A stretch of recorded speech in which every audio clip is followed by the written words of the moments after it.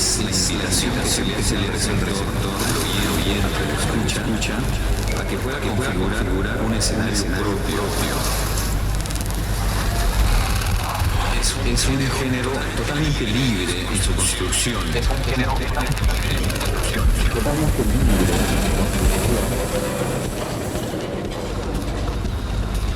Radio art is the invitation that we make to the receiver, the radio listener.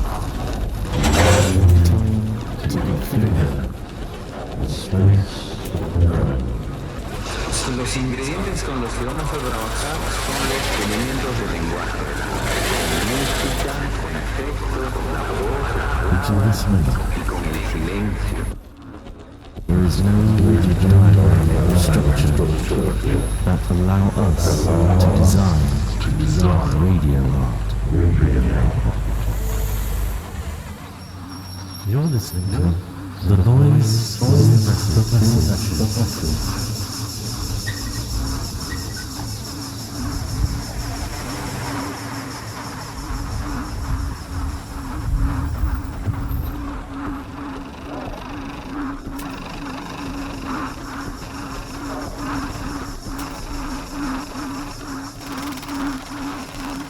Para una mejor escucha, recomendamos el uso de auriculares.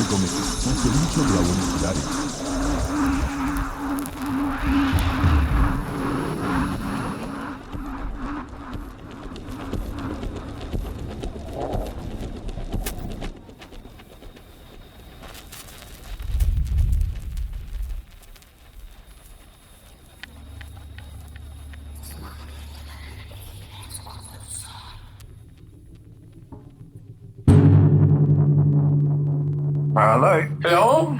Hi there. Hi, how are you? Great, nice to meet you. There we go. Hello. Oh, Nice to meet you all.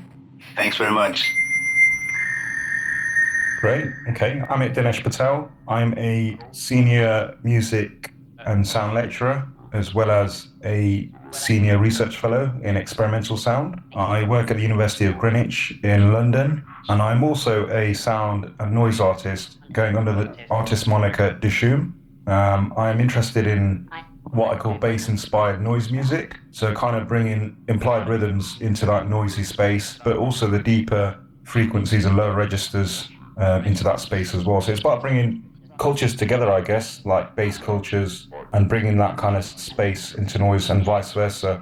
I'm quite interested in this idea of embodiment and the physicality of music, as well as just listening, but the feeling. My work kind of transcends, I suppose, different spaces, different cultures. I'm quite into DIY electronics, live electronics. I'm interested in working in the studio, utilizing some of these objects and improvising them in that sort of recording sound studio space and creating works that I can reflect on later on. And then it kind of takes me into the live space, so performing with these sound objects and I suppose being exposed on stage, performing, delivering the object, pushing the objects to their limits, and also just playing in front of a live audience offers up a different version that you can't quite often replicate in the studio.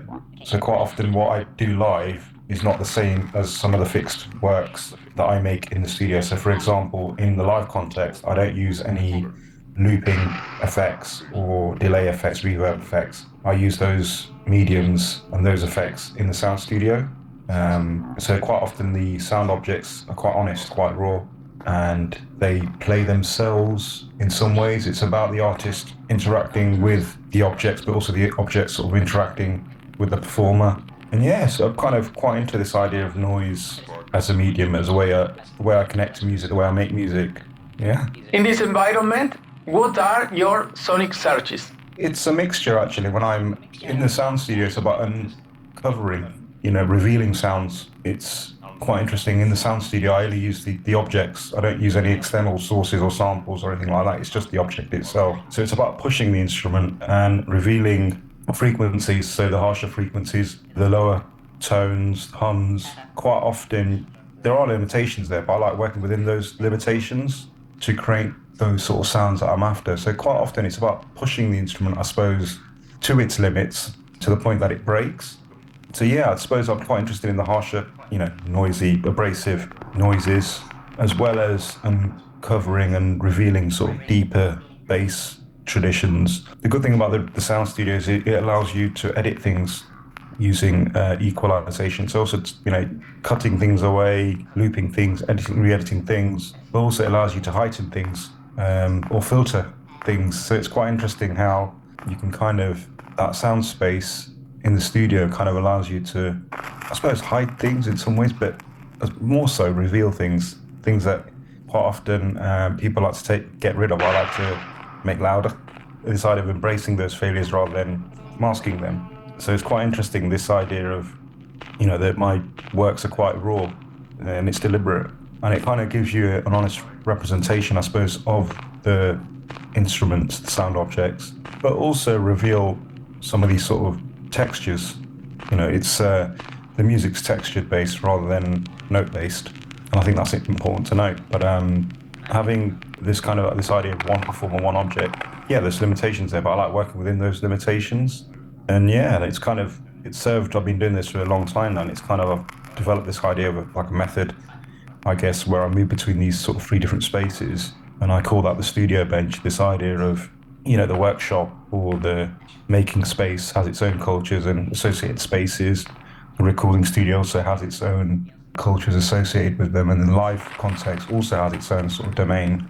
I kind of see it as one thing, this idea of it's like a holistic approach. So it's quite interesting for me. I don't really see them as separate things, but for other people, there is, of course, they have their own identities and things, but I just see it as a process. It's interesting how you mentioned process. I sort of see that as my process where I move between these spaces and they blur. So quite often, for example, a recording, if I'm on stage, for example, or just about to go on stage and the instrument breaks, I have to get out a soldering iron or I have to get the wires out, so it's interesting how then that performance space becomes a workshop in situ. And likewise, quite often when I'm making things, I'll record things temporarily on my phone, for example, like a video clip or whatever. So in some ways, the actual workbench then becomes a sound studio.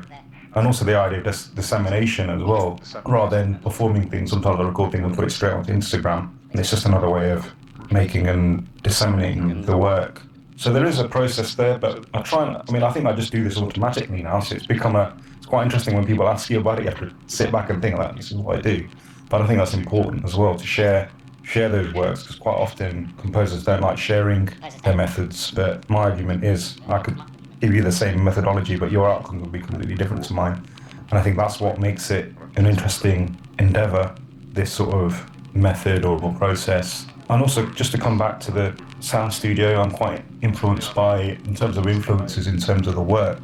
Yeah, it draws from British electronic dance music. So if we think about jungle music, drum and bass, dubstep, rhyme, broken beat, it draws from that kind of culture rather than classical musical culture or what I call acousmatic or electroacoustic cultures. Of course, the process and some of those methods are probably used in electroacoustic music, but it's about bringing some of the wider context and cultural context into the work. And of course, it draws from dub culture, bass culture, in terms of the lower frequencies.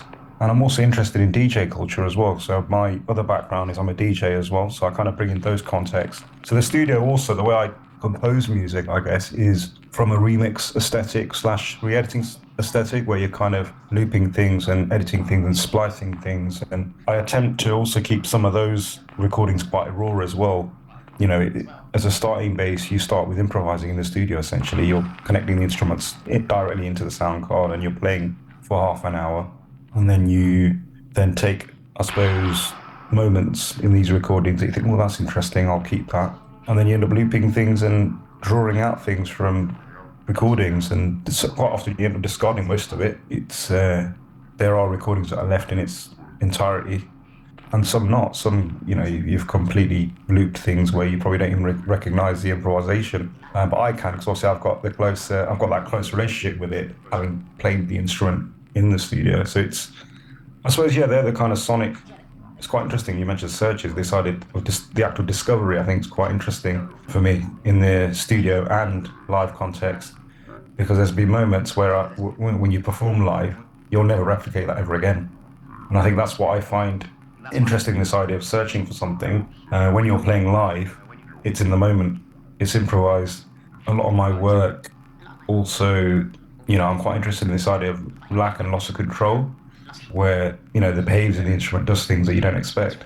And that thrives me even more. For some people, they get nervous and they, think, oh dear, the instrument's not doing what it should be doing. But I like this kind of thing where the instrument starts behaving in erratic ways, or it doesn't play things as you expect it to play. And I think that brings you other opportunities towards the audience. But also as an artist, it keeps things fresh. So every time I play these instruments, it's a new performance each time. Whereas in the sound studio, obviously you're creating something that's fixed and something that you then play at a later date. Again, it comes back to this idea of records, having something that you can refer to later on, picking out records. So quite often my recordings or music, as it were, are just things as timestamps, I guess, things that you can reflect upon at a later date. And it's quite interesting how each work moves.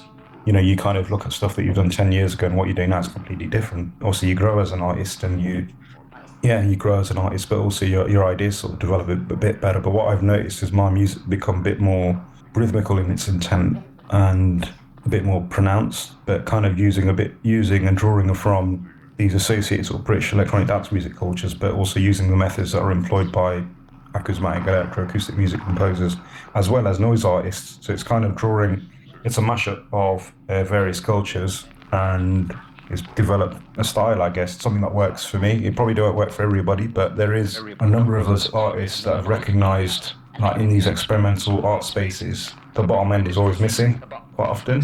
So it's become an objective of mine is to change things. And the only way you can change things is by playing in these spaces and offering those frequencies that usually people don't like bringing to the table. So it's quite interesting. When you mentioned sonic searches, I find that quite interesting. No one's ever asked me that before, so it's the idea of discovery, I think, is quite an interesting one. Thank you. Wonderful. That was quite a long-winded explanation, but I think that's what we're here for, right? Oh, that's marvelous. It's okay. That's it.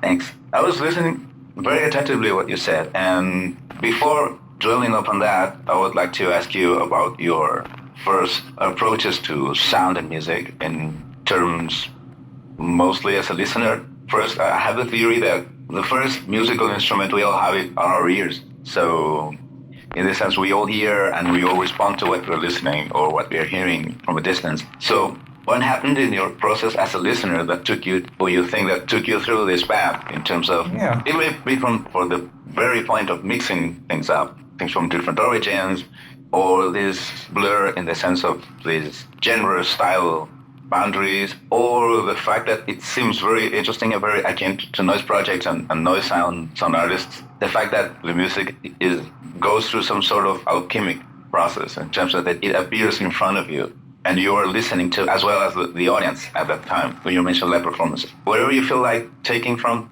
you're welcome to. Well, let's start with the idea of listening. I suppose that starts from, it's important to know I don't come from a musical family or anything like that. So there's, I'm one of the first to, I suppose, take music this seriously. I suppose it starts from there, really, in terms of what records you're exposed to growing up. So quite often we were exposed to Bollywood records. So these are like soundtracks for Hindi film, cinema. I suppose it starts with that. It then also I remember other moments being played records, like funk and soul records by my maternal uncle. These are when you're quite young, being exposed to people like the Jacksons and Michael Jackson and Gwen McRae and Motown records, etc. So I suppose this idea of listening, stems from that. And I think that's and then obviously popular music records that you hear on the radio. I think that's where the act of listening, I suppose, stems from that. But then it's quite interesting, like I think I mentioned earlier, I have this kind of dual kind of career where I started focusing on a lot of black music. And it's interesting how I used to keep those, like the noise thing and the funk and soul thing separate. But in many ways, they inform each other, So it's like, I remember not even talking to people that I, socialized with in the noise scene or the experimental music scene, had no idea that I'm into like funk and soul and I'm DJing and I work. So this idea of listening stems from an early age, but then as I got older, I knew that I wanted to do something in music. So I started going to like night schools where you'd learn, because you didn't really have conventional music technology courses 30 years ago or whatever at school and things like that. So then I started just going to, learn a bit of music theory and DJing and through workshopping, sound engineering, etc. And then it's through there that I realized that this is what I wanted to do. So then I started working at a record shop. If you imagine, when you're in a record shop, you're exposed in terms of listening. You are listening to everything every day from all sections of black music. So it was in a black music record shop. So I think this idea of listening stems a lot from that. I suppose that's your training, etc. And you kind of develop an ear for music, and you develop a style, I suppose, a style of music that you're into or not into. But the noisy aesthetic, I suppose I think that just came out this sheer frustration of not getting on with what I call conventional pop music. So I did attempt to write what I call pop music or typical styles using notation, and I just could not, fathom it. For some reason, I tried so hard. And then in the end, I started just manipulating turntables and got to university where I was quite blunt. I said, look, I can't read any traditional music, can't write any traditional music, what can I do? But I am interested in this idea of producing music. I don't play a traditional instrument as such. And they sort of embraced me and said, actually, you play the you're a DJ, we can do something with turntables if you're interested. I was like, actually, that sounds quite interesting. And that was 20 years ago, and then I've never stopped. So my first iteration into experimental music was manipulating turntables and creating compositions using turntables, and not just traditional vinyl turntables, but then moving on to CDJs and controlling. So about 15 years ago, I was doing sound diffusion using turntables basically, and using that as a sound source. But I got a bit, not frustrated with it. I felt like I took it to where I could, and I don't think I could take it anywhere else, because at the time you had contemporaries doing similar things. So quite often you look up to people like Yannick Schaefer, Philip Jack, Christian Mark Clay. So it's quite interesting. My history of what I call turntablism sort of stems more from the hip hop side. And obviously, whilst all the hip hop stuff with Grandmaster Flash and Cool Herc was going on, obviously you had these other contemporaries that were doing the experimental thing. So I found that's fascinating in itself, the fact that there was this kind of, not separatism, but this idea of there's people manipulating turntables one way over here, and then you've got other people doing things, and it's kind of aligns with my practice in some ways. It was separate, but it shouldn't have been. These people should have been talking to one another. So yeah, and I think that from there, that's when the noisy aesthetic started coming through a bit more. But then I was still working in a record shop, still DJing like funk and soul music. And I still do that now to this day. I still play a genre called modern soul, which is like an offshoot of northern soul. Yeah, so northern soul kind of stems more from post rock and roll, Motown from the 60s, and that has an aesthetic. Modern soul was coined, I think, in the 80s, but it's an offshoot of 80s groove as well, 80s funk and soul, quite contemporary. It's contemporary R&B essentially. If someone says what is it, it's what swing beat and things like that. I'm quite interested in that. And what was quite funny, when I started making this kind of racket, I realized that it stems from this idea that actually music can be anything. It doesn't have to be confined to musical notation. And I think that's what makes it quite interesting, this idea of noise, its textures, and there's no hierarchy. I think that's what I find interesting with noise as well. There's no position there's no rules. You create your own rules. But there is an aesthetic, and there is styles that, quite often there are people attempting to reinvent the wheel or sound similar. And I think my attempt is using my background where I'm drawing upon these different cultures to then create a new work. And I think that's where I sit in the noise sort of paradigm. But yeah, it's listening, I think, is really important. I think some of my friends, Tim Shaw and John Richards, they say there's virtuosity in the listening as well. So sometimes, even as a player, it's not, you don't have to play a few, I'm quite interested in improvising other people as well. You don't have to play all the time. There's virtuosity in the listening. I think there's something in that too. Listening is really important. I think without the historical listening to pop records, being a DJ, I don't think I'd have that kind of ear or the sensibility where you're drawing upon different cultures and then bringing them together and embodying it together. And I think that's quite fascinating in itself. Lovely. You have covered almost 2 or 3 questions I had, though. It's very, very interesting. And you're right. It seems that as time goes by, it seems that all these kind of labels that people use to deal with music or become something for the proof that you label things that way because you, in the end, you don't know how to deal with music. Yeah. And since you don't know how to deal with music, you don't know how to deal with sound either. So in this sense, it's very interesting. I'm insisting on that because when I was checking your material and your text, the idea of the death of the author or the death of the auteur started haunting me. I'm not sure why, but it seems that noise music is a kind of realm that allows you not to have sort of specific sound, not to have a sort of recognizable sound. It's more like you immersing into the sound.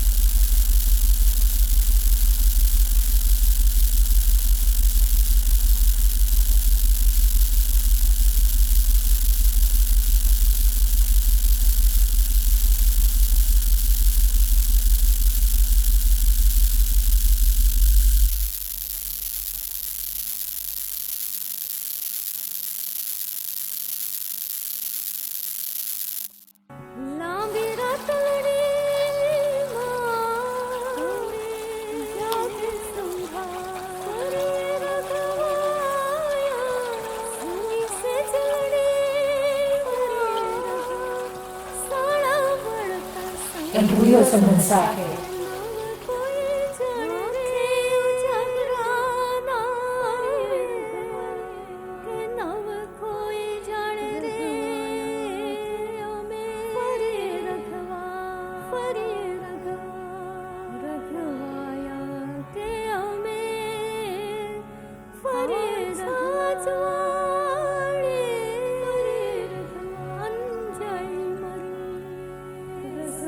This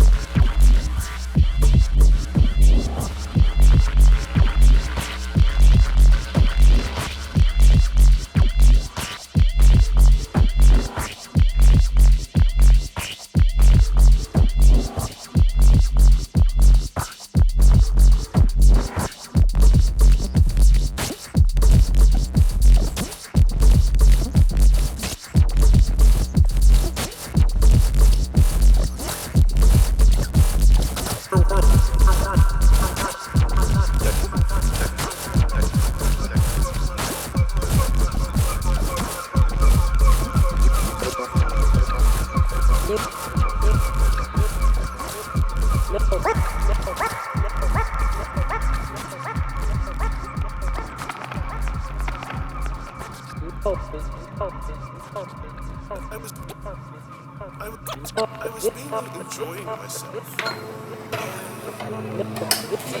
rumore, qual era la, non me lo ricordo più?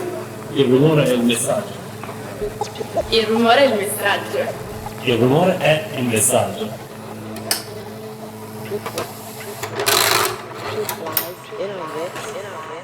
Yeah. Just like jumping to the sea and try if you are able to get out or get back with something to the beach. It seems that it has to do with some of that. I remember talking to Franco and telling him that it was very funny trying to make sort of blindfold tests concerning noise artists, and it's very difficult unless you know the material very well, or if it's too early when you think about that. I mean, Yasunao Tone's experiments with CDs, for example. He uses a sonic palette that was recognizable, and the CDs sounded similar to what happened when they were malfunctioning. So, or Masami Akita. But after that, after those early noise artists, everything is like a kaleidoscope of color and colors and textures. And the more you delve into that, the emphasis grows in terms of how to deal with these colors and these textures. So you practically disappear the same way a DJ disappears when he's working on a dance club, or when you practice or you deal with remixes or reworks. Thinking about reworks as a sort of ultimate way of understanding auteurism. So I was wondering about that. I'd like to, more than ask it as a question, I prefer to sort of seeding it so that we perceive how it comes out later. But it's very interesting. It's very interesting, and mostly because you have a wide range of material, let's say, of raw material to deal with. But mostly starting from this Bollywood film soundtrack, which is something we came across as Westerners. If we can talk about Western culture in South America, we're realizing more and more that we're not born of Western after all. So since we were exposed to Bollywood movies, I guess from the late 90s or something, so it was that completely unknown thing for us. But it's a very interesting and very rich and very colorful source of material, not just to sample, but also to draw upon, mostly in things of these mesmatic qualities and stuff. Yeah, I mean, going back to the turntable bits, the thing was, that's where I was, manipulating Bollywood finals or samples. Now my work's quite poetic. Like, you can't really hear no references as such, but it's all in there poetically, these influences. But yeah, initially I was manipulating Bollywood vinyl as a, to draw sounds from, I guess. But this is not completely new, because in someone like DJ Madlib has been sampling records from a range of different sources, including Bollywood records. So it's not entirely anything new, but it was kind of bringing some of those vocals or musical Indian instrument samples from that work and drawing that into that sort of experimental space, noisy space. Because even when I was doing stuff with turntable, it was quite noisy. Whereas other people don't really, quite, if you look at Philip Jack's work, it's quite ethereal. It's really like space and using effects to draw out. It's quite nice, very subtle way he samples and pitches things. And I quite like that. The fact that you won't recognise, quite often in his performances, you won't recognise what the original records were. Whereas in mine, I tried to do a similar thing, but still have reference points that you recognise, oh, that's a famous playback singer, or...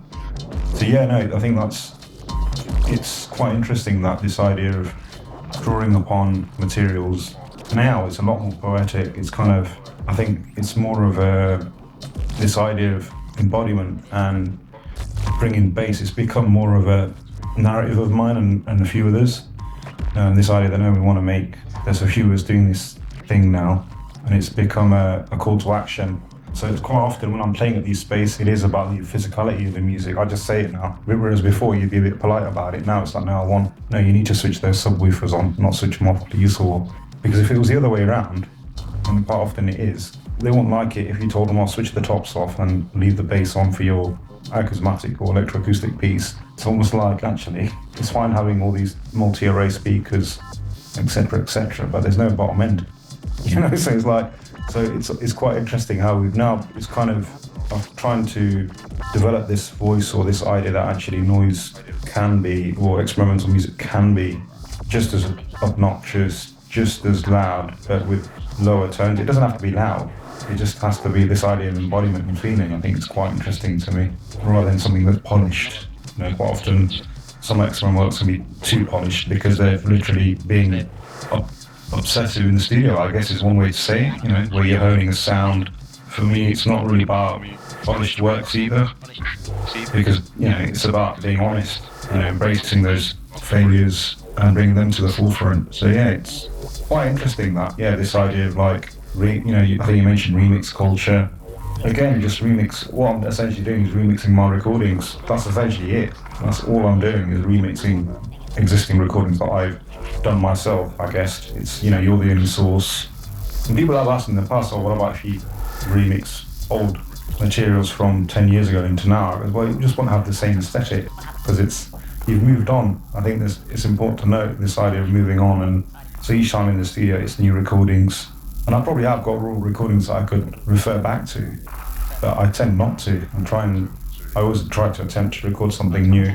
There has been times where I haven't, but then they just quite often bore the same results or same sounds. You don't get the same sort of feeling. Quite often I want, you can't really measure that in some ways, but only I know as an artist about the message that you're trying to portray in the works. And I think it's quite an interesting conversation. I could easily talk more about that. It's quite interesting.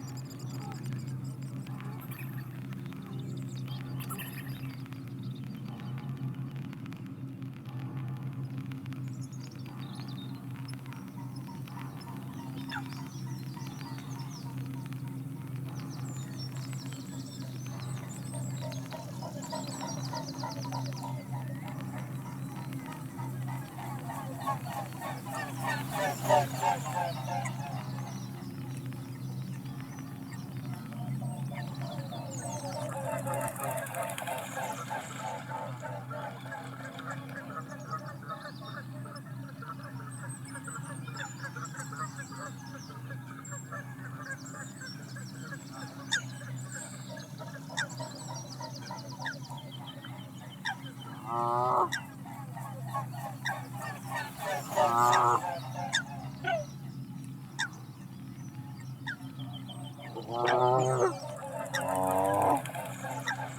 ruido es el mensaje. Yeah, no, it's great. It's great to have that opportunity just to talk about things. Quite often you don't have the space, do you? So it's always good to talk about these things. Yeah, that's the idea. Yeah. We also practice, so we have experience in making music and making electroacoustic music and sound installations. Yeah, I think the world's gonna get even more interdisciplinary. You're not gonna have this thing where you're just working in one sector. I think that's the way it's going, isn't it? I mean, to be honest, it's never affected me because and it seems like you all work like in that way. I've always worked in that way. Yeah, and that's the idea in the long run. Yeah, exactly. That collaboration is a consequence of this convergence and this conflation of ideas and this conflation of sensibilities, so to speak.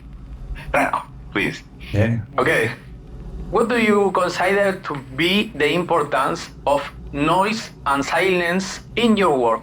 Yeah, interesting. So the connection of noise and silence? The importance to you? Importance, yeah.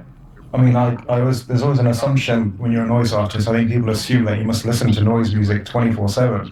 But drawing upon silence, I think, is quite interesting. I live an hour north of London, and when I commute, obviously you see everyone around you with earphones and things. I have my earphones in, but purely just so I can drown out the noise. So it's quite interesting. I like sitting in silence or contemplating as such. Obviously, John Cage argued there's no such thing as silence, but just this idea of not consuming music, to fill a void. And I think this is where I think there is an aspect of silence where I just want to cut away from the world or cut away from what I call unwanted noises. And largely that's people when you're on public transport, it's usually people talking that, trying to drown that out. So silence in some ways, again, I think I mentioned silence, it's poetic in the sense that I want time for reflection, time for contemplation. I want to be ready for the day. So quite often silence is kind of a bit like what I call audio yoga, this idea of just a mindfulness. There are some connections with that because it's almost like yin and yang, right? Noise is loud, it's abrasive, it's obnoxious, it's in your face. And silence in some ways is the polar opposites. I try to engage with music. Like I said, I can't listen to noise music, it'll drive me mad, It'd be like, I need that time away to reflect on some of these sounds, away from the sound studio, away from the performances. So my go-to thing usually on public transport is not to listen to music, put my noise-cancelling headphones on purely so I can drown out other people's unwanted noises and sit in silence. It's interesting that, but in terms of the work, I suppose there are gaps in performances or things where you try and maintain really high frequencies that are piercing that you can't quite hear it, but they're there in the ether. I suppose that's where I bring in the silences, but in some ways it's not really silence because there's serious high frequencies, in the objects itself anyway, that the human can't hear. In that regard, silence doesn't really exist in the works. It's the opposite, I suppose, in terms of the sound works. It's more of the vibrations, the physicality, the harsher textures. So I don't think silence exists in the actual artistic aesthetic, but it kind of exists in the other way in terms of the artist. So this idea of silence and just sitting in silence, I think there's something in that. Although, like I said to you, I don't think you can ever get away from it. There's always something, and there's something interested in that. But there are composers that bring in this idea of expectation into electronic music where they deliberately bring in gaps of silences, so it brings in that element of surprise when sounds are brought back in. So quite often people do use that in compositions, but it's quite rare that I embody that type or that sort of method. Thank you very much. Yeah, that's quite interesting, mostly in terms of how to deal with daily life and all sounds occurring around us in this context. I was wondering about, since we've been dealing with randomness, how do you connect this aspect of randomness with your academic work? How has your academic career informed your creative work? Well, it's quite interesting. So even in my teaching pedagogy, we're just about to launch a new program at the University of Greenwich in music and sound production, and it is research-embedded teaching. So in some ways, arguably, my practice is in a constant state of flux. The UK academia is in a current state of flux as well. There's a lot of external things going on in terms of government. Arts are being suffocated in the UK specifically, and I think it's happening. Well, to be honest, it's happening in Europe in some spaces as well. But what's interesting that is just the whole point of our degree program, and even the masters, which is running at the moment. So we've got masters in music and sound design. We've embedded basically all our research interests into the pedagogy. So, for example, in the first year of the degree and the second year, we have a module called creating. It's called composition and performance. So that, again, it ties in perfectly with my aesthetic, this idea where I move from performer to composer or composer to performer. I mean, I find the burn composition loaded, but in terms of accessibility and in terms of a marketing exercise, composition, people know what composing is. Quite often, when you say composer, people think you're writing the next piece of Beethoven. It's I say that in jest. It's quite true. Quite often when people say composition, it's more contemporary music rather than actual what I call experimental music or electronic dance music, for example. So quite often when people say, "Oh, do you compose?" I go, "Oh, I create studio works." Usually is what I normally say, but in a more kind of different domain. I call it code switching quite often. So if you're talking to a violinist, you're going to mention composer. You're not going to say, "Oh, I make music." So quite often I find you have to code switch quite a bit. But in terms of bringing it into academia, bringing my work into academia, I find it quite easy actually. I thought it'd be really difficult because I'm teaching people and learn things that they've learned at, what they perceive to be a straight way of making music. I'm actually saying, actually, it doesn't have to be straight. It doesn't have to be, distortion can be used if it's used in a creative way. You can use things, because obviously largely my practice is embracing those failures rather than taking them away. So I've kind of said, no, don't get me wrong, in certain contexts, you have to fix things, but you don't have to do it in the archetypal right way, so to speak. And it's about being creative, actually. I call it creative problem solving. Essentially, that's what people want in the industry. Having worked in the industry as well, they don't want robots. They don't want people. Yes, they want people to know how to learn the tools, but they don't want hundreds of them, because quite often, as you know, when you're trying to solve issues, industry world, it's practical. You got to get things done quickly, and yield results. So it's been a relative, actually, for us. It's worked out positive. This idea of research embedded teaching, where we're kind of drawing upon our sort of practices and develop that into the pedagogy. And also it's quite good because then because your practice is constantly evolving and growing or learning, and you're embedding that into the teaching as well. So quite often I'm testing things out, potentially things I'm doing in my own research, but then bringing that into that domain. So for example, in the master's program, I'm leading on a module called contemporary sonic practice. So in that particular module, I'm drawing upon all the things that I find fascinating. So like, we do a session on no input mixing, for example, turning the mixer into an instrument in itself. Experimental turntablist workshops where, I bring the turntables out and we'll start all snap records, tape them back together again, we press a record. So it's quite interesting drawing upon all my sort of what I call research interests, or just interests really. Just bringing it and just getting on with it and doing it. And I think that's what, in some ways, it makes us slightly different compared to our competitors, because we believe in what we're doing, essentially. It's not about creating robots. I don't want to, if we get a singer-songwriter, for example, I don't want them leaving me as a singer-songwriter. I think if that happens, then we've done a disservice, we've not done our jobs properly.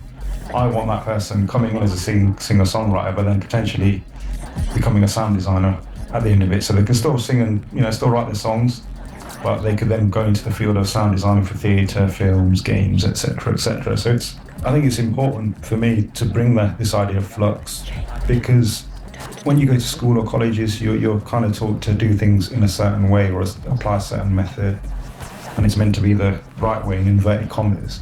But what is right, if I look at my practice, nothing's ever right really. It's constantly in a state of flux. So yeah. That's basically a way that it'd be interesting to hear how you do at your end as a lecturer as well, how you do that in your lectures. Well, in my case, since this is sort of an introduction to music production, try to analyze the concept in many ways as possible, because since there's this phrase about urban music, and which is becoming what a friend of mine called regional mexicano. She said that regional mexicano is going to be the next craze in the industry. So last year I had a lot of students that were interested in becoming the new Bizarrap, and that's the only concept I have of music production. Home studio, recording beats, using Ableton Live or FL Studio. And I started showing them noise musicians. I showed them Maria Chavez and Victoria Shen and Otomo Yoshihide, Merzbow. And the unit was music, the concept of music. And I told them that from my point of view, the easiest definition of music we should handle is the one by Edgar Varese, in terms of the composer as somebody who joins things or organizes sound. I quite like how he calls himself a worker of rhythms. I quite like that.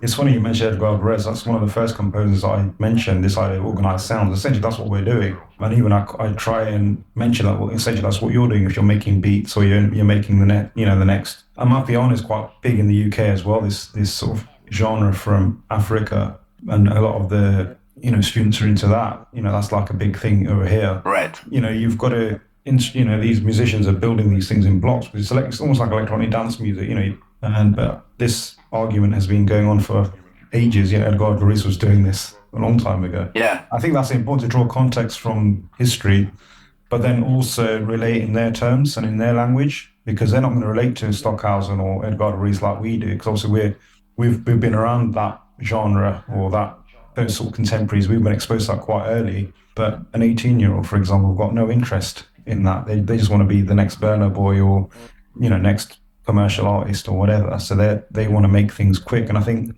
social media has been problematic in that regard, because I think people assume that these people just overnight become successful. But if you look into the histories of a lot of these artists, it's took them a while to get there. It's quite rare. I mean, you do get the odd one or two that make it, but there is obviously a hidden story behind everybody, isn't there? And I think that's something else that I kind of talk about in my lectures as well, that, things, what you think and what you see is not always the case,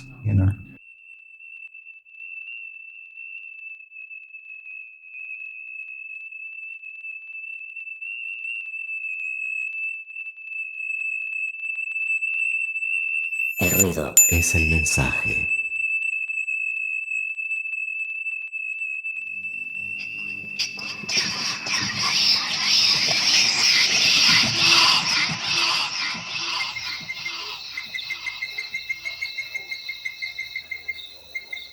Vamos por más, dice la rana, escúchame, ¿eh? Esto recién empieza.